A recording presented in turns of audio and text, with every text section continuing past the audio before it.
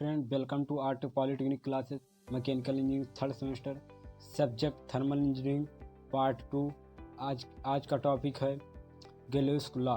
अब देखिए, जो गैलोस का लॉ है आप लोग को बॉयल्स का लॉ और चार्ल्स का लॉ बता दिया गया था, और जो हमारा सेकंड चैप्टर था उसमें हम बताए थे 4 लॉ, बहुत इंपॉर्टेंट है सेमेस्टर के पॉइंट ऑफ व्यू से। आप लोग देख लीजिए, जो हमारा गैलोस का लॉ है, यानी इसमें जो हमारा होता है आयतन, वॉल्यूम हमारा इसमें कांस्टेंट होता है।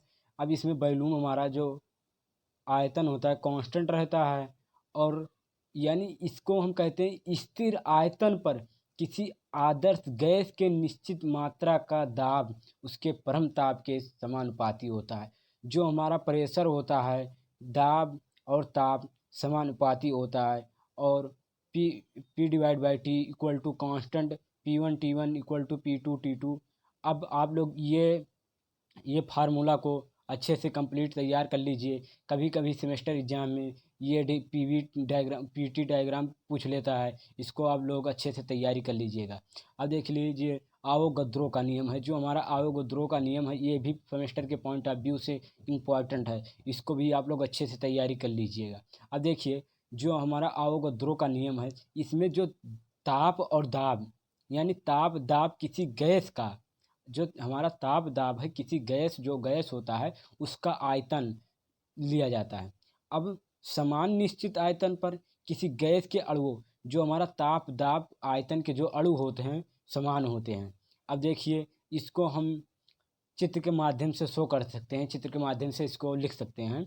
तो माना किसी गैस का आयतन बी है, कोई हमारा जो गैस है उसका आयतन बी मान लिए, और गैस में अणुओं की संख्या, जो हमारा गैस होता है, आप लोग गैस तो देखे होंगे घर में, अब उसमें गैस का जो आयतन है उसको हम बी मान लिए टोटल, और जो अणुओं की संख्या है, अणुओं की संख्या हम एन मान लिए। तो आवोगाद्रो के नियम से बी समानुपाते अणुओं की संख्या एन हो गया, तो बी इक्वल टू के एन हो गया, हमारा बी इक्वल टू के एन हो गया। अब हम इसको फार्मूला इसका ये इस तरह लिख सकते हैं, b divide by n equal to के लिख सकते हैं, और जो हमारा ये के है वो कांस्टेंट यानी समानुपाती स्थिरांक हम मान लिए हैं, इसको समानुपाती स्थिरांक है। आप लोग आवोगाद्रो का नियम, बॉयल्स का नियम, चार्ल्स का नियम इसको अच्छे से कंप्लीट तैयार कर लीजिए, क्योंकि ये सेमेस्टर एग्जाम में किसी एक लॉ पूछ लिया जाता है, किसी लॉ पर एक न्यूमेरिकल पूछ लिया जाता है। सेमेस्टर एग्जाम के पॉइंट ऑफ व्यू से इंपॉर्टेंट क्वेश्चन, आप लोग इसको अच्छे से तैयारी कर लीजिए। अब देख लीजिए, जो हमारा एंथैल्पी आ गए, आप लोग एंथैल्पी को अच्छे से तैयारी कर लीजिए, इसको मजाक में मत लीजिए, क्योंकि जो हमारा एंथैल्पी है आप लोग के सेमेस्टर के पॉइंट ऑफ व्यू से तो इम्पॉर्टेंट तो है ही है, और आप लोग के कंपटीशन के पॉइंट ऑफ व्यू से भी इम्पॉर्टेंट। इसको अच्छे से, इसका लॉ और इसका जो डेरिवेशन है, इसका फार्मूला, इसको अच्छे से तैयारी कर लेना। अब जो हमारा, और ये इसका डिफिनेशन बहुत सटीक डिफिनेशन है, बहुत अच्छा डिफिनेशन है। अब इसको हम कह सकते हैं किसी निकाय की, जो हमारा सिस्टम होता है, निकाय आप लोग तो जानते हैं, आप लोग सिस्टम तो पढ़े होंगे, निकाय जो रहता है, और फिर इसके बाद में सराउंडिंग रहता है, बाउंड्री रहता है, ये सब तो आप लोग पढ़ ही चुके हैं। तो जो हमारा निकाय होता है किसी सिस्टम की संपूर्ण ऊर्जा को, जो हमारा कोई निकाय है, ये मान लीजिए हम एक निकाय माने, तो ये निकाय जो हमारा है, यानी सिस्टम, जो हमारा सिस्टम है, सिस्टम जो हम इसको सिस्टम मान लिए, तो किसी निकाय की संपूर्ण ऊर्जा को, किसी निकाय की संपूर्ण ऊर्जा को उस निकाय की एंथैल्पी कहते हैं। आप लोग तुरंत ये डिफिनेशन तो यह तैयार कर सकते हैं, जो हमारा निकाय होता है उसकी संपूर्ण संपूर्ण ऊर्जा को, यानी एनर्जी को, उस निकाय की एंथैल्पी कहते हैं। इसको अच्छे से तैयार करें। और जो हमारा, और इसको एक डिफिनेशन और कह सकते हैं, इंटरनल एनर्जी और फ्लो वर्क के बराबर होता है। जो हमारा ये होता है एंथैल्पी, इंटरनल एनर्जी और फ्लो वर्क के बराबर होता है, h equal to u plus p b equal to. अब ये देखिए, जो हमारा ये फार्मूला है, ये हमारा फार्मूला टोटल मास बेस है। अब जो हमारा मास यानी द्रव्यमान बेस है, और ये formula h equal to u p b, ये हमारा यूनिट बेस फार्मूला है। और ये जो हमारा यू है ये इंटरनल एनर्जी है, और जो हमारा पी बी एक्सटर्नल एनर्जी, और फॉर आइडियल गैस के लिए इसका फार्मूला आप देख लीजिए। अब जो हम फार्मूला इसके हम बताने जा रहे हैं, क्योंकि ये फार्मूला भी इंपॉर्टेंट है, ये डेरिवेशन कभी कभी सेमेस्टर एग्जाम में पूछ लेता है, इसको आप लोग अच्छे से तैयारी इसको कर लीजिए। अब देखिए, जो हमारा ये है डेरिवेशन, अब ये फार्मूला फॉर आइडियल गैस के लिए, तो h equal to p b तो हम जानते ही हैं, बट जो हमारा ये है डी एच है। अब जो हमारा परिवर्तन हमको निकालना है। अब देखिए d H equal to d u plus p b d u हो गया हमारा। अब पी बी ये जो पी बी और पी बी टी, अब ये इसको हम रख दिए। अब यहाँ पर देख लीजिए, अब जब हमारा इतना हम फार्मूला इतना बराबर देखिए जो आर डी टी हमारा है, आर डी टी के जगह पर हम ये रख सकते हैं सी बी और माइनस सी बी और डी टी हम यहाँ रख सकते हैं जहाँ हमारा आर डी टी है। यहाँ पर हम ये पुट कर दिए। फिर इसके बाद में हम ये देख लीजिए, अब हमारा D H equal to M C P D T. तो M C P D T ये हमारा मेन फार्मूला हो। तो ये हमारा टोटल मास बेस है। तो इसको आप लोग अच्छे से इसको कंप्लीट तैयार कर लीजिए। और हमारा वीडियो आप लोग कंप्लीट ही वीडियो देखिए, कि तो बाद में बहुत पछताना पड़ जाता है जब आप कंप्लीट वीडियो किसी चीज़ का नहीं देखते हैं। जो कुछ चीज़ें रहता है जो अच्छे से पहले बता दिया जाता है, कुछ चीज़ रहता है जो लास्ट में अच्छा बताया जाता है। तो पूरा कंप्लीट वीडियो देखिए और कंप्लीट इसको तैयारी कर लीजिए, क्योंकि ये जो सेमेस्टर के पॉइंट ऑफ व्यू से बहुत अधिक इंपॉर्टेंट है। हम कमेंट सेक्शन में काफ़ी बच्चों का कमेंट आ रहा था कि सर इंपॉर्टेंट क्वेश्चन का वीडियो लेकर आइए, हमारा एग्जाम आ गया है। तो उस वीडियो बनाया गया है, आप लोग इसको अच्छे से पूर्ण रूप से तैयारी इसकी कर लीजिए देखकर। और ये देख ली, और कोई प्रॉब्लम हो तो कमेंट सेक्शन में बताइए। जिस चीज़ का आप लोग को वीडियो चाहिए कमेंट सेक्शन में बताइए, मैकेनिकल इंजीनियरिंग रिलेटेड। अब देखिए जो रिलेशन हमारा है, अब हमको रिलेशन ज्ञात करना है। अब relation between c p p b, अब देखिए कभी कभी ये रिलेशन बहुत अधिक इम्पॉर्टेंट है। ये रिलेशन भी बहुत अधिक आता है, इसको भी आप लोग को तैयारी कर लेना है। रिलेशन सी बी और पी बी का। अब देखिए माना एक कंटेनर हम मान लिए हैं एम किलोग्राम का। एक कंटेनर आप लोग तो जानते ही, बॉयलर पढ़ चुके हैं आप लोग, ये सब चैप्टर पढ़ चुके हैं, तो कंटेनर तो जानते ही एम किलोग्राम का एक गैस कंटेनर है। अब जिसमें स्थिर ताप एवं उसमें किया जाता।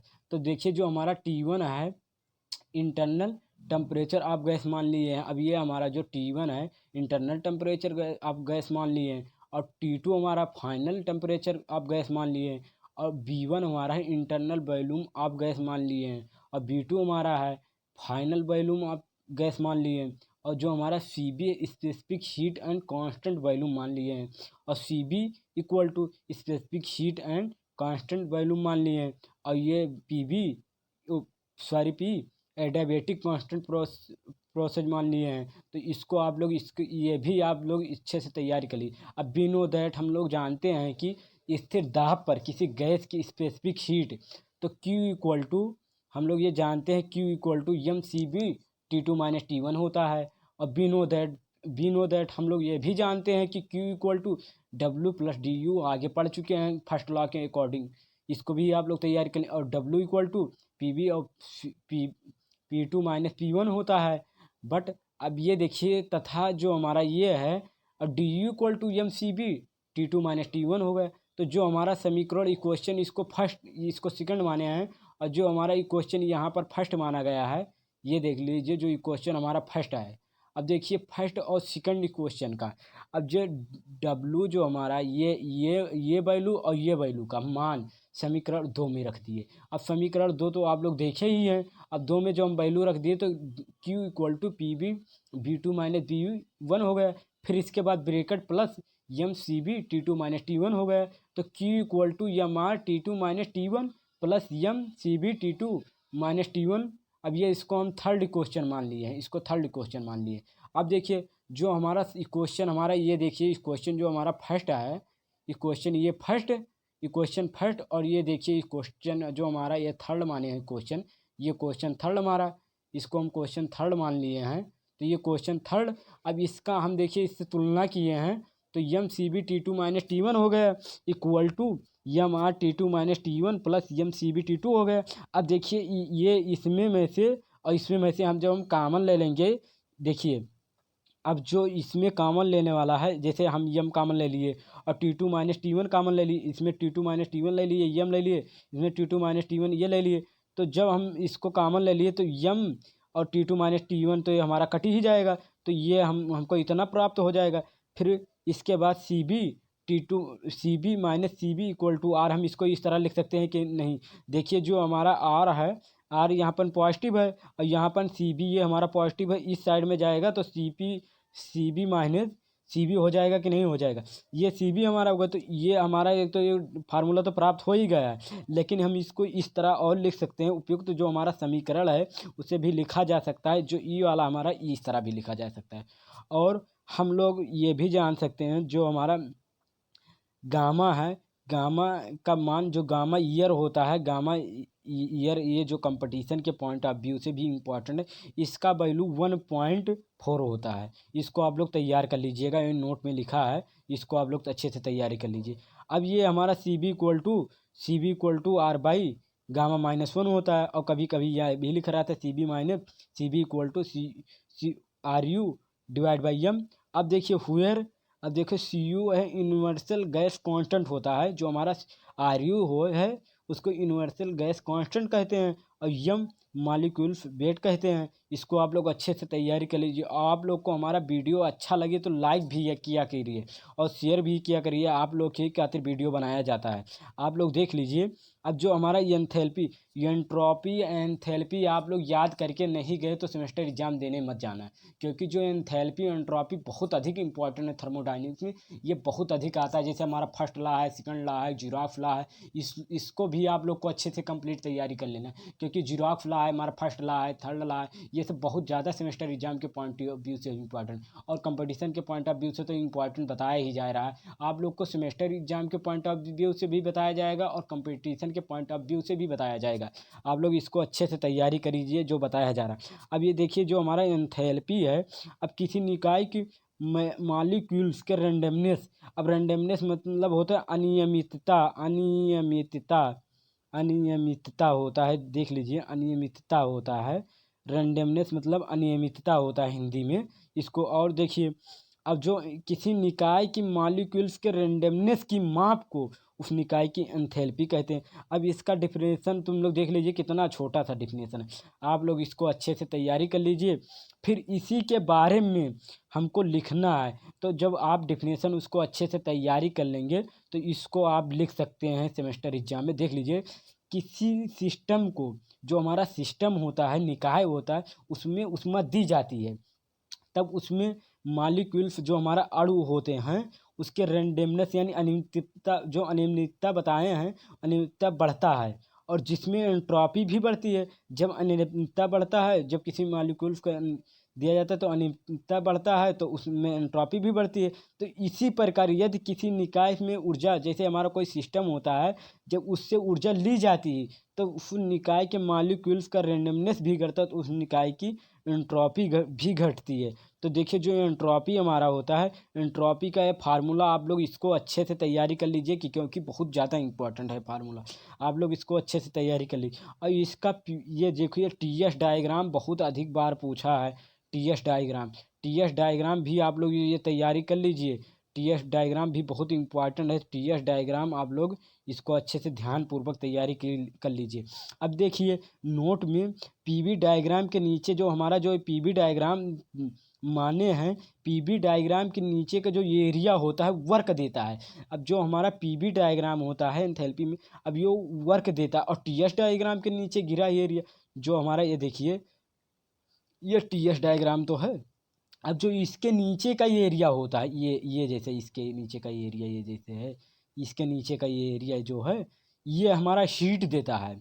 अब सी बी इक्वल टू, तो ये तो हम जानते हैं, c b minus c b equal to r, तो ये होता है, ये तो हम जानते ही हैं।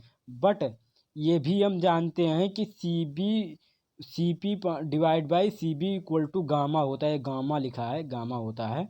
अब देखिए गामा ईयर का वैल्यू आप लोग को तो हम बता ही दिए हैं कि 1.4 होता है, और जो हमारा गामा होता है आइडियाबैटिक इंडेक्स इससे कहते हैं। और जो गामा का इसका वैल्यू, ये कभी एसएससी जेई में और कंपटीशन का जो एग्ज़ाम होता है, सेंट्रल लेवल जो एग्ज़ाम होता है, पीएसयू लेवल होता है, उस सब में ये कम पूछ लिया जाता है, और इसको आप लोग अच्छे से ध्यानपूर्वक तैयारी कीजिए। आप देखिए अब हम हाइपरबोलिक, जो हमारा हाइपरबोलिक प्रोसेस है, ये भी काफ़ी इंपॉर्टेंट है। जो इस वीडियो में बताया जा रहा है पार्ट 1 तो बता दिया गया है, और थर्मोडायनेमिक्स का ये पार्ट 2 है, और फिर इसके बाद थर्मोडायनेमिक्स का ये वीडियो पार्ट 3 लाया जाएगा। फिर इसके बाद आप लोग का हीट ट्रीटमेंट के बारे में, वो जो हमारा बॉयलर है इसके बारे में, बॉयलर वायलर के बारे में वीडियो आएगा इंपॉर्टेंट। अभी आप लोग का इंपॉर्टेंट वीडियो, क्योंकि काफ़ी कमेंट सेक्शन में आ रहा था, क्योंकि सर बताइए इंपॉर्टेंट क्वेश्चन बताइए सर। तो इंपॉर्टेंट क्वेश्चन हम सोचे कि इंपॉर्टेंट क्वेश्चन का भी वीडियो आप लोग को लिए प्रोवाइड करा दें, क्योंकि आप लोग का सेमेस्टर एग्जाम नज़दीक आ गया है। आप लोग इस वीडियो को अच्छे से कम्प्लीटली पूर्ण रूप से देखिए। अब देखिए जो हमारा हाइपरबोलिक प्रोसेस होता है, हाइपरबोलिक प्रोसेस आप लोग को इतना हम इजी बता देंगे, इतना इजी बता देंगे कि आप लोग एक चक्कर इसको तैयारी कर लिए तो दोबारा कभी भी नहीं भूलोगे, ज़िंदगी भर आप लोग को याद रहेगा। और देखिए जो हम ये वीडियो में आपको 5 से 10 नंबर का क्वेश्चन इसमें में से आएगा, 5 से 10 नंबर क्वेश्चन आएगा। 100% विश्वास के साथ कह रहे हैं कि 5 से 10 नंबर का क्वेश्चन आएगा। आप लोग इसको अच्छे से तैयारी कर लीजिएगा। और कोई भी आप लोग को प्रॉब्लम हो तुरंत कमेंट सेक्शन में बताइए। आप लोग को नोट्स प्रोवाइड करना है तो टेलीग्राम ज्वाइन कर लीजिए। टेलीग्राम पर आप लोग को नोट्स दिया जा रहा है अच्छे से, अभी फ्री कास्ट नोट्स दिया जा रहा है, अच्छे से नोट्स प्रोवाइड कर लीजिए। और कोई प्रॉब्लम है तुरंत कमेंट सेक्शन में बताइए आप लोग। देखिए जो हाइपरबोलिक प्रोसेस होता है, इस प्रोसेस में जो हमारा गैस होता है, गैस को एक्सपेंड किया जाता है। अब देखिए जो हमारा हाइपरबोलिक प्रोसेस होता है उसमें गैस को एक्सपेंड करके यानी विस्तरित करके किसी दाब का आयतन, जो दाब होता है दाब का आयतन स्थिर रहता है। अब इसमें तुमको 2 वर्ड याद करना है तो 2 वर्ड तो याद ही कर सकते हो। देखो 2 वर्ड याद ही कर सकते हो। किसी स्थिर यानी किसी गैस को गर्म किया यानी गर्म करके उसको एक्सपेंड किया जाता है। फिर दाब और आयतन का गुणनफल स्थिर रहता है। इसको तो आप तैयारी कर सकते हो। 2 वर्ड याद करना, किसी गैस को एक्सपेंड किया जाता है, किसी दाब और आयतन गुणनफल स्थिर रहता है। अब इसका जो हमारा सबसे ज़्यादा इम्पोर्टेंट है ये डायग्राम। अब डायग्राम जो हमारा ये यहाँ पर देखिए। अब देखिए जो हमारा इसमें देखिए जब प्रेशर बढ़ता है तो वॉल्यूम घटता है हमारा। देखिए जस प्रेशर हमारा देखिए यहाँ पर प्रेशर बढ़ा है तो यहाँ पर वॉल्यूम देखिए घटा है। और जब यहाँ पर है देख लिए वॉल्यूम घटा है तो यहाँ पर प्रेशर जब यहाँ पर देखिए जब प्रेशर घटा है तब यहाँ पर वॉल्यूम बढ़ा है। जिस तरह प्रेशर बढ़ता है तो वॉल्यूम घटता है, और जब प्रेशर घटता है तो वॉल्यूम बढ़ता है। अब देखिए जो हाइपरबोलिक प्रोसेस हमारा होता है, बॉयल्स का लॉ तो आप लोग पढ़ चुके हैं। बॉयल्स लॉ चार्ल्स लॉ आप लोग को बताया गया है वीडियो में। तो बॉयल्स लॉ चार्ल्स लॉ आप लोग देखे नहीं हैं तो आप लोग को वीडियो उसका प्रोवाइड कराया जाएगा। वीडियो आप लोग को मिल चुका है, उसको अच्छे से देख लीजिए दोबारा video. Boyle's law Charles law उसी के बेस पर ये नियम हमारा फॉलो करता है। इसे आइसोथर्मल प्रोसेस भी कहते हैं जो हाइपरबोलिक। अब देखिए जो हमारा थ्रॉटलिंग अवरुद्ध प्रक्रम है, आप लोग के घर में लगा होगा नल की टोटी, यानी जो हमारा टोटी होता है, जो मोटर तो लगा होगा सभी लोग के वहाँ। तो देखिए जो मोटर लगा है वहाँ पर टोटी लगा हुआ, तो उसी की प्रक्रिया पर ये जो हमारा थ्रॉटलिंग प्रोसेस कार्य करता है। उसी के प्रक्रिया पर आप लोग उसको एग्जाम्पल बेस तैयारी कर सकते हैं। क्योंकि जो हमारा टोटी होता है उसको हम जब किसी चीज़ को एग्जाम्पल तौर पर याद करते हैं तो काफ़ी समय तक हमको याद रहता है कोई चीज़। और आप लोग समझ कर याद करें तब तो आप लोग को बहुत जल्दी याद हो जाएगा। अब देख लीजिए जो हमारा थ्रॉटलिंग प्रोसेस है, अवरुद्ध प्रक्रम उसे कहते हैं, यानी वह प्रोसेस जिसमें ना तो उसमें प्रदान की जाती, यानी जो हमारा थ्रॉटलिंग प्रोसेस होता है उसमें ना तो उष्मा ली जा सकती यानी प्रदान की जा सकती और ना ही उष्मा निष्कासित की जा सकती। अब तुमको 2 वर्ड याद करना है, ना उष्मा प्रदान की जा सकती है और ना उष्मा निष्कासित की जा सकती। उसी को अवरुद्ध प्रक्रम यानी थ्रॉटलिंग प्रोसेस करते हैं। अब ये देखिए जो हमारा ये देखिए डायग्राम में देख लीजिए। अब ये हमारा टोटी का वो है, यहाँ पर वो लगा, ये देख लीजिए। अब यहाँ पर जो हमारा है ये P1 है और ये हमारा P2 है ना। ये हमारा P1 है, ये P2 है। अब देख लीजिए P1 P2। अब ये P1 जो हमारा P1 और P2, अब इसको चित्र आप लोग अच्छे से इसको समझ लीजिए। चित्र आप लोग पेपर में बना देंगे तो अच्छा नंबर मिल जाएगा। अब देखिए जो हमारा Q यानी गणितीय रूप में, तो मैथमेटिक्स रूप में। अब देखिए जो हमारा Q तो ये 0 है ही है, और जो हमारा वर्क है वो भी 0 है, और P भी यानी पोटेंशियल एनर्जी भी 0 रहेगा, और काइनेटिक एनर्जी तो 0 रहेगा। इसी प्रकार जो H1 और H2 हमारा है ये बराबर रहेगा H1 H2, और इसे बोरिक प्रोसेस भी कहते हैं। अब देख लीजिए आप लोग को एक बहुत इंपॉर्टेंट क्वेश्चन बताने जा रहा हूँ जो फर्स्ट लॉ यानी ऊष्मागतिकी का फर्स्ट लॉ में आता है। आप लोग देखिए जो जूल्स पैडल व्हील एक्सपेरिमेंट इसे कहते हैं। जूल्स पैडल व्हील एक्सपेरिमेंट इसे कहते हैं। इसको आप लोग को हम डायग्राम के माध्यम से इतना ईजी समझा देंगे क्योंकि बहुत दिनों तक आप लोग को याद रहेगा और बहुत अच्छे से एग्जाम में आप लिख सकते हैं। वीडियो कंप्लीट देख लीजिएगा। तो देखिए जो हमारा ये होता है, आप लोग के घर में तो दही आप लोग मथते तो देखे होंगे गांव में अक्सर किसी किसी के घर जिसके गाय भैंस रहती हैं तो वहाँ दही मथा जाता है। तो वहाँ वहाँ जो गांव में रहते हैं यानी खैला टाइप का रहता है, तो गांव में डोरी बांध कर इस तरह से डोरी बांध कर और मथते हैं। जिसके ज़्यादा दही रहते हैं उसमें एक ठो डिब्बा टाइप का, वो बटुली टाइप का होता है, उसी में दही मथा जाता है। तो आप लोग देखे होंगे गांव में, आप लोग गांव जो बच्चे गांव में रहते हैं उनसे पूछ लीजिएगा, वो लोग देखे हैं गांव में। तो उसी के एग्जाम्पल बेस पे ये हमारा है जूल्फ ला पैडल वुल्फ एक्सपेरिमेंट। अब देखिए जो हमारा एक इसमें रिगेड एंड इन्सुलेटेड, अब रिगेड इन्सुलेटेड हम एक ठो कंटेनर मान लेते हैं रिगेड एंड इन्सुलेटेड। अब जो हमारा कंटेनर होता है इसमें अब थर्मामीटर लगा दिए हैं। अब यहाँ पर देख लीजिए थर्मामीटर लग गया है। अब जो थर्मामीटर लगा दिए, फिर इसके बाद में पेंडल व्हील हमारा है। अब पेंडल व्हील इसमें लगा दिए। अब यम किलोग्राम का द्रव्यमान तो ये दे है ही है, और जब इसमें हम यम किलोग्राम का जब द्रव्यमान इसमें लटका देते हैं तो यह ऊंचाई से नीचे आ जाता है, और यहाँ पर हम पेंडल व्हील लगा देते हैं, ये पेंडल व्हील लगा देते हैं। और इसमें अब फिर इसके बाद में हम इसको चित्र के माध्यम से लिख सकते हैं कि यानी चित्र के माध्यम से हम लिख सकते हैं यम किलोग्राम का जो द्रव्यमान है यानी अज्ञात, ये इसमें जो हमारा अज्ञात वाटर लिया जाता है, अज्ञात वाटर और इसमें जो हमारा रहता है ये कंटेनर लेते हैं, कंटेनर में थर्मामीटर लगा देते हैं, और कंटेनर में थर्मामीटर लगाए हैं और पेंडल व्हील से संबंधित होता है। जो हमारा यहाँ पर देख लीजिए ये पेंडल व्हील है, इसी से संबंधित होता है। फिर इसके बाद पेंडल व्हील्स पर यहाँ पर देखिए यहाँ पर रस्सी लगा है, रस्सी लिपटी हुई है। तो जिसका जो हमारा पुली होता है यहाँ पर देखिए पुली है। अब पुली व्हील से रस्सी का यहाँ देखिए रस्सी का लिपेट देते हैं यानी बांध देते हैं रस्सी को। फिर यम द्रव्यमान से यह ऊंचाई से नीचे जब लेकर आते हैं तो पिंड में जो हमारा है यहाँ पर पोटेंशियल एनर्जी उत्पन्न होती है। जब पोटेंशियल एनर्जी उत्पन्न होती है तो थर्मामीटर हमारा यहाँ लगा रहता है। तो थर्मामीटर के माध्यम से यानी हमको जो पेंडल व्हील होता है, जो हमारा ये पेंडल व्हील है, ये हमको वर्क देने लगता है, वर्क देता है। और जो हमारा थर्मल एनर्जी इसमें उत्पन्न यानी वृद्धि हो जाती है। और यही कारण हमको जुल्फ नामक वैज्ञानिक ने बताया है। अब इसको हम चित्र के माध्यम से इसको लिख सकते हैं कि ये पेंडल व्हील है, ज्ञात वाटर इसमें लेते हैं। अब देखो चित्र में रिगेड एंड इंसुलेटेड कंटेनर दिखाया गया है, कंटेनर बताए ही है, और जिसमें ज्ञात द्रव्यमान का पानी भरा हो यानी अज्ञात द्रव्यमान का पानी भरा हुआ है। और कंटेनर से थर्मामीटर तथा पेंडल व्हील संबंध, जो हम कंटेनर बताए हैं उसमें कंटेनर से थर्मामीटर पेंडल व्हील संबंधित है। पेंडल व्हील पर रस्सी लिपटी हुई है। अब जो हमारा पेंडल व्हील है उसका यानी जिसका सिरा पेंडल व्हील से गुजारा जा रहा है, जिसमें द्रव्यमान का एक पिंड लटका हुआ, जो यम द्रव्यमान का एक पिंड लटका हुआ यह ऊंचाई से नीचे आता है। आप लोग को बताया ही है, उसमें पोटेंशियल एनर्जी की कमी हो जाती है, जिससे पेंडल व्हील में वर्क प्राप्त हो जाता है। पोटेंशियल एनर्जी की जब कमी होगी, कभी भी पोटेंशियल एनर्जी की कमी होगी तो हमको वर्क तो प्राप्त हो ही जाएगा। और थर्मल एनर्जी में Q = mCV/BT में वृद्धि हो जाती है, इसी का जूल वर्क कहते हैं। अब W =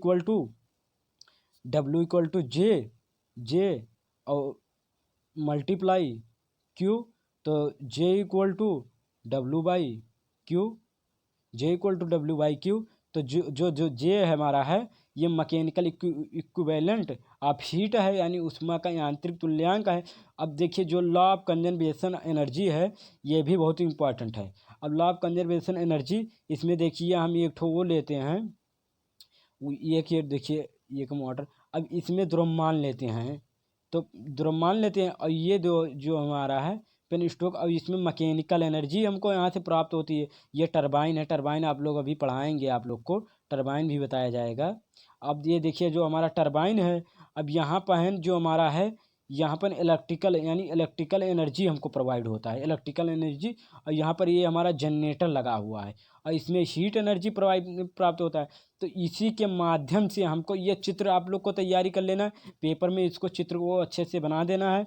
और ये चित्र आप लोग को तैयार रहेगा तो आप वहाँ अपने लैंग्वेज में लिख सकते हैं। आप लोग अच्छे से एक चक्कर पढ़े हैं तो अपने लैंग्वेज में लिख सकते हैं। अब देखिए जो हमारा लॉ कंजर्वेशन ऑफ एनर्जी है, इसमें ना तो ऊष्मा लिया जा सकता है और ना ऊष्मा दिया जा सकता है। यानी देखो इसमें यह बोला गया है, यानी law of conservation energy equation. अब देखो ऊर्जा को ना तो उत्पन्न किया जा सकता है और ना ऊर्जा को नष्ट किया जा सकता है, केवल एक रूप से दूसरे रूप में परिवर्तित यानी बदला जा सकता है। देखिए जो हमारा ऊर्जा होता है, यानी ऊर्जा को, एनर्जी को ना तो हम उत्पन्न कर सकते हैं, एनर्जी को ना तो हम उत्पन्न कर सकते हैं, ना ही नष्ट किया जा सकता है। इसे केवल एक रूप से दूसरे रूप में बदला जा सकता है। आप लोग इसको भी अच्छे से तैयारी कर लीजिए, क्योंकि ये भी इम्पॉर्टेंट। अब देखिए हमारा फर्स्ट लॉ है। अब जो फर्स्ट लॉ है ये बहुत ज़्यादा इम्पॉर्टेंट है, ये वेरी वेरी इम्पॉर्टेंट है। आप लोग को हमारा वीडियो अच्छा भी लगा किए तो लाइक भी किया करिए।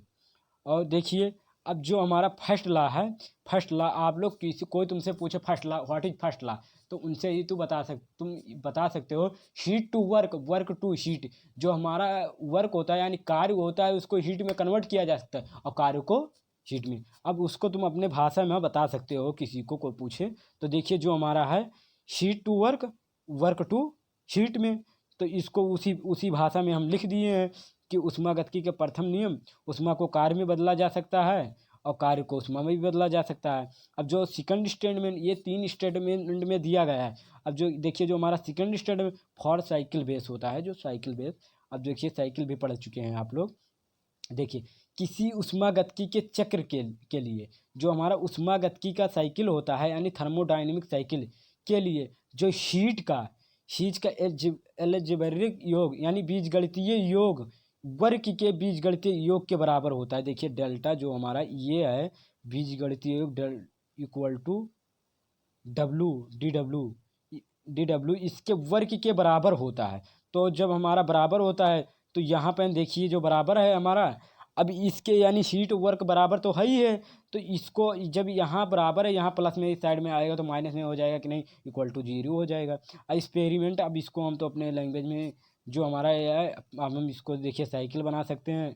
ये कि देखिए जो हम यहाँ साइकिल बनाए हैं, यहाँ प्रोसेस है, यहाँ वॉल्यूम है। अब ये देखिए जो हमारा ये साइकिल हम बनाए हैं, तो देखिए ये Q1 है और ये क्यू डब्ल्यू है, ये Q1 क्यू डब्ल्यू, इसको हम इस तरह मान के और इस तरह इसके चित्र के माध्यम से लिख सकते हैं। और जो थर्ड हमारा स्टेटमेंट है थर्मोडायनेमिक प्रोसेस के लिए है। अब जो हमारा थर्मोडायनेमिक प्रोसेस के लिए होता है, तो इसमें हीट का मान, जो हमारा हीट ट्रांसफ़र होता है, हीट ट्रांसफ़र का मान, अब देखिए जो हमारा हीट ट्रांसफ़र का मान वर्क ट्रांसफ़र तथा स्टोरेज एनर्जी में परिवर्तन के योगफल के बराबर।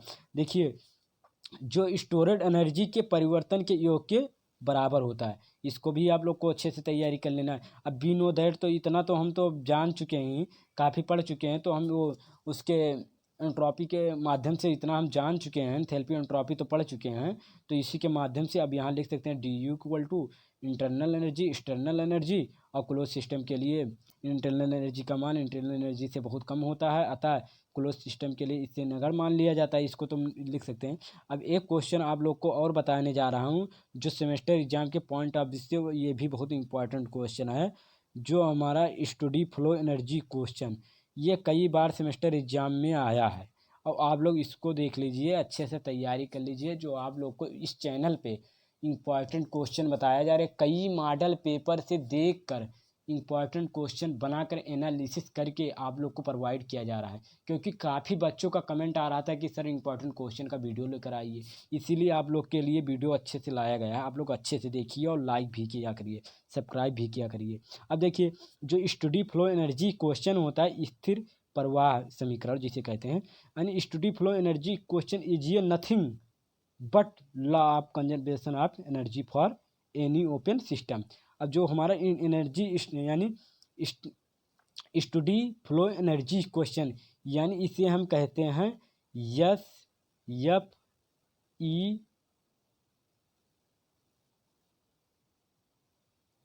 एफ ई के नाम से भी जाना जाता है, स्टडी फ्लो एनर्जी क्वेश्चन।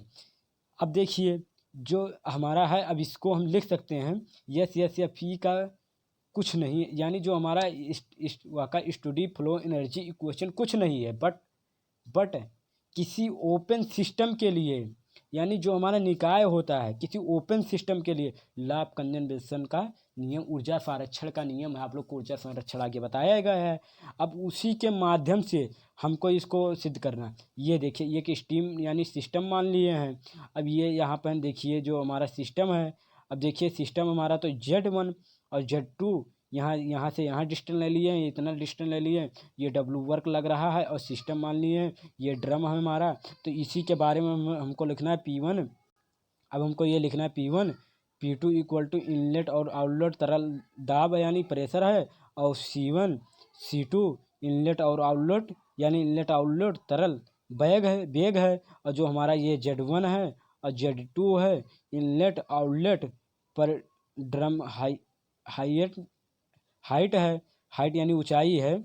अब देखिए जो हमारा वॉल्यूम है V1 V2 equal to inlet outlet पर तरलदार स्पेसिफिक वॉल्यूम है। इसको हम अपनी भाषा में तो लिख ही सकते हैं। जब एक चक्कर आप लोग देखिए, जब अच्छे से आप लोग वीडियो पूरा कंप्लीट देख लिए हैं तो अच्छे से एक चक्कर आप लोग पढ़ लेंगे तो 100% विश्वास के साथ कह रहे हैं आपका टॉपिक क्लियर हो जाएगा। और तब भी क्लियर नहीं हुआ तो आप कमेंट सेक्शन में बताइए, आप लोग को दोबारा बताया जाएगा। अब देखिए यम इक्वल टू, यम हमारा तरल द्रव्यमान है, क्यों सिस्टम में जो हमारा सिस्टम माने उसमें दी गई ऊष्मा यानी हीट, और जो हमारा वर्क है यानी W इक्वल टू सिस्टम द्वारा किया गया कार्य, जो हमारा W है सिस्टम द्वारा किया गया कार्य। अब देखिए जो हमारा सिस्टम है, सिस्टम में अब देखिए इसी से के माध्यम से हमको डेरिवेशन करना है। इतना आप लोग को कंप्लीट याद कर लिए तो इसके माध्यम से आप डेरिवेशन कर सकते हैं। 100% विश्वास के साथ, गारंटी के साथ मैं बता रहा हूँ। देखिए inlet equal to internal energy और काइनेटिक एनर्जी और पोटेंशियल एनर्जी और flow of energy heat specific energy इसके योग के बराबर होता है। अब देखिए U1 प्लस, अब U1 प्लस 1/2 MC1। अब देखिए जो हमारा MC1 का square plus MgZ1 plus B1 B2 plus Q1। और आप लोग ये पढ़ चुके हैं कि M से क्या द्रव्यमान व्यक्त करा जाता है, C से क्या होता है, M से क्या, G से होता है, Z1 से क्या व्यक्त किया जाता है, आप लोग जानते हैं। तो Z1, लेकिन देखिए Z इक्वल टू PB और PT तो हम लोग ये पढ़ चुके हैं एंथैल्पी एंट्रोपी में, इस हम ये सब तो पढ़ ही चुके हैं। तो उसी का वैल्यू हमको यहाँ फाइंड कर रखना है। अब इनलेट आउटलेट, अब देखिए सिस्टम में निकास पर ऊर्जा, अब देखिए U इक्वल टू इतना होता है तो Z1 plus 1/2 MC² plus W। अब देखिए law of conservation of energy question, जो हमारा ऊर्जा संरक्षण का नियम है उसके माध्यम से लिया गया है। तो देखिए E इक्वल टू, अब देखिए यहाँ पे है जो हमारा E outlet plus when there is no law of energy question. अब देखिए जब हमारा अब ये हमारा स्टडी एनर्जी फ्लो क्वेश्चन हमारा ये प्राप्त हो गया। इसी क्वेश्चन को हम अच्छे से तैयारी कर लें क्योंकि ये बहुत ज़्यादा इम्पॉर्टेंट है और ये कई बार पूछा गया है। इसको आप लोग अच्छे से तैयारी कीजिए।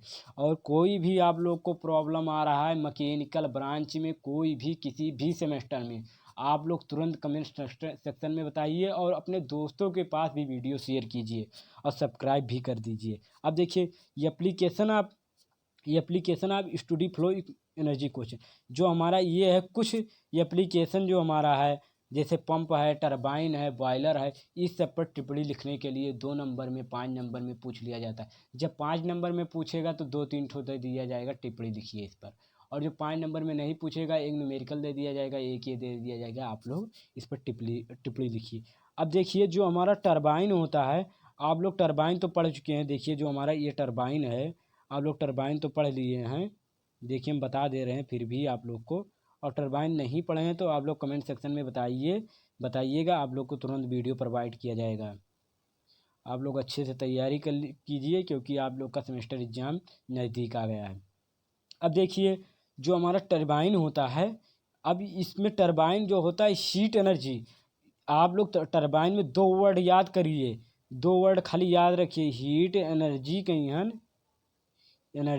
हन, हाँ, हीट एनर्जी के मैकेनिकल एनर्जी में जो हमारा हीट एनर्जी है, देखिए हीट एनर्जी कहीं हन मैकेनिकल एनर्जी में मैकेनिकल एनर्जी में हम परिवर्तित कर सकते हैं यानी चेंज कर सकते हैं। हीट एनर्जी को मैकेनिकल एनर्जी में टरबाइन में हम चेंज कर सकते हैं, और जो हमारा टरबाइन होता है आइसोलेटेड माना जाता है। और Q इक्वल टू जीरो, तो हम जहाँ हमारा स्टडी फ्लो एनर्जी क्वेश्चन है उसमें Q के जगह पेन हमारा यहाँ Q है, Q के जगह पेन हम वहाँ जीरो रख देंगे तो हमारा ये समीकरण प्राप्त हो जाएगा। अब KP में परिवर्तन होगा तो जो हमारा यहाँ पेन कॉमन लेके, जो कॉमन लेने वाला होगा उसको कॉमन लेकर काट देंगे तो हमारा W इक्वल टू H-H2 हमको प्राप्त हो जाएगा। आप लोग इसको अच्छे से तैयारी कर लीजिए, पूरा वीडियो देखिए। अब देखिए जो हमारा पंप है, पंप पर भी आ जाता है। और पंप आप लोग तो ये देखिए जो हमारा है, यहाँ देखिए। अब हम वाटर पंप, यहाँ पर हमारा ये पंप लगा हुआ है, ऐसे एक पंप लगा है मान लिए हैं, जो हमारा यहाँ पर एक पंप मान लिए हैं, तो इसे कहते हैं वाटर पंप कहते हैं। देख लीजिए वाटर पंप इसे हम कहते हैं PUMP। अब देखिए इसे हम वाटर पंप कहते हैं। अब देखिए जब वाटर पंप में हम निचले, जो हमारा यहाँ पर पंप है, यहाँ निचले स्तर से, हाँ, निचले स्तर से जब हम जल को खींचते हैं, यानी जैसे हमारा होता है, आप लोग देखेंगे मोटर में या कहीं देखेंगे ड्रम में से जब पानी खींचते हैं, या तालाब में से, आप कभी कभी गांव में देखेंगे आप लोग, वो इन पानी वाला जो इंजन होता है, कभी कि तालाब से पानी खींच, उसी के माध्यम से आप लोग देखिए जब हम निचले स्तर से जल को उठाते हैं और उससे जब उठाते हैं फिर उच्च स्तर पर ले जाते हैं, स्पेंड यानी विस्तरित कर देते हैं। यानी जो हमारा पंप होता है, पंप के माध्यम से हम निचले स्तर से तो जल को उठाते हैं, फिर उसके बाद ऊपर लेकर जाकर स्पेंड कर देते हैं, यानी विस्तार कर देते हैं उसे। और जो हमारा इलेक्ट्रिक मोटर लगा होता है, उसी के माध्यम, जब तक इलेक्ट्रिक मोटर चलेगा ना, जब तक कुछ कर भी नहीं सकते हैं, कार्य किया जाता है। अब इसमें भी हमारा जो Q है, Q हमारा जीरो होता है, और Q का वैल्यू हम रख देंगे QB का, हमारा ये समीकरण प्राप्त हो जाएगा। और ये समीकरण आप लोग अच्छे से तैयारी कर लीजिए, आप पंप आ जाएगा उसमें समीकरण लिख देंगे, आप लोग को अच्छे से नंबर मिले। और देखिए आप लोग बॉयलर तो अच्छे से पढ़ लेंगे, क्योंकि बॉयलर हमारा एक चैप्टर ही है, और बॉयलर आप लोग को जानना जरूरी है, क्योंकि बॉयलर कई प्रकार का क्लासिफिकेशन ऑफ बॉयलर कई प्रकार का होता है। देखिए water tube boiler, fire tube boiler, और कई सारे बॉयलर हैं, इसमें टाइम नहीं है आप लोग को कि तो अच्छे से बता देंगे। आप लोग को बॉयलर का चैप्टर पढ़ना है तो आप लोग कमेंट सेक्शन में बताइएगा, आप लोग को बॉयलर का पूरा वीडियो प्रोवाइड किया जाएगा। देखिए जो बॉयलर होता है हमारा एक बंद यानी बंद पात्र होता है, यानी जो बॉयलर एक बंद पात्र प्रदर्शित किया, इसमें पानी को गर्म, यानी पानी को गर्म किया जाता है, स्टीम प्रोवाइड किया जाता है, स्टीम बनाया जाता है भाप में परिवर्तन के लिए। स्टीम प्रोवाइड जो बॉयलर होता है इसको हम गर्म करते हैं। देखिए जैसे हमारा ये बॉयलर है, बॉयलर हमारा यहाँ पर जैसे हमारा यहाँ वाटर है, तो इसको जब हम गर्म करते हैं तो यहाँ से हमको स्टीम प्राप्त किया जाता है, स्टीम प्राप्त करने के लिए। अब बॉयलर, इसमें गति ऊर्जा स्थिति ऊर्जा में कोई परिवर्तन, जो हमारा गतिज ऊर्जा होता है, स्थिति ऊर्जा में कोई परिवर्तन नहीं होता है। तो Q इक्वल टू हमारा ये फार्मूला प्राप्त हो जाएगा। Q इक्वल टू, इसको हम लोग को अच्छे से तैयारी कर लेना है, क्योंकि ये बहुत इंपॉर्टेंट है। Q equal to H1 minus H2, ये H1 है और माइनस है H2, इसको आप लोग को अच्छे से तैयारी कर लेना है। देख लीजिए अब देखिए नोजिल आता है, नोजिल हमारा 3 प्रकार का होता है। अब नोजिल आप 3 प्रकार का होता है, आप लोग को नोजिल का भी वीडियो पढ़ना हो तो हमारे प्लेलिस्ट में आप लोग जाइएगा, नोजिल का वीडियो आप लोग को प्राप्त हो जाएगा। अब उसको पूरा वीडियो आप लोग देख लीजिएगा। अब देखिए जो नोजिल होता है हमारा, अब नोजिल यानी चित्र, अब इसको हम लिख सकते हैं, एक चित्र हम बना लेंगे, और इसमें देखिए हमारा नोजिल 3 प्रकार के होता है। अब फिर उसी के माध्यम से हम ये देखिए, जैसे पहले चित्र बना लें, फिर आप लोग ये चित्र देख लीजिए बना हुआ है। अब देखिए जो हमारा ये नोजिल है, यहाँ देखो इंसुलेटेड मान लिए हैं, नोजिल हमारा इंसुलेटेड है। अब यहाँ नोजिल है स्टीम, अब स्टीम जो हमारा है, स्टीम इसके अंदर से इनलेट होता है, फिर इसी के माध्यम से स्टीम आउटलेट होता है। अब स्टीम आउटलेट होता है, फिर इसी के माध्यम से, चित्र के माध्यम से हमको लैंग्वेज लिखना है, रटना नहीं है, आप लोग को रटना नहीं है, खाली चित्र के माध्यम से समझ लेना है। आप लोग समझ के लिखे तो बहुत अच्छा नंबर आप लोग को मिलेगा।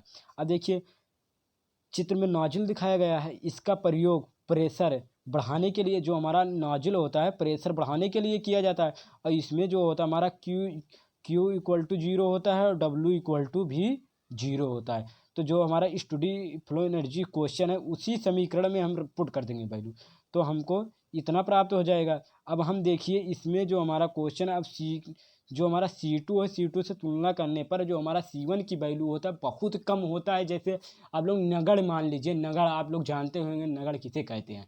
अब नगड़ मान लीजिए तो उसका मान यानी बहुत यानी कम मतलब 0 होता है। तो H1 minus H2 equal to M C2 का होल स्क्वायर। अब देखिए C2 का ये हमारा एक क्वेश्चन प्राप्त हो गया। अब सबसे ज़्यादा इम्पॉर्टेंट ये क्वेश्चन है, आप लोग इसको अच्छे से देख लीजिएगा, इसको तैयारी कर लीजिए।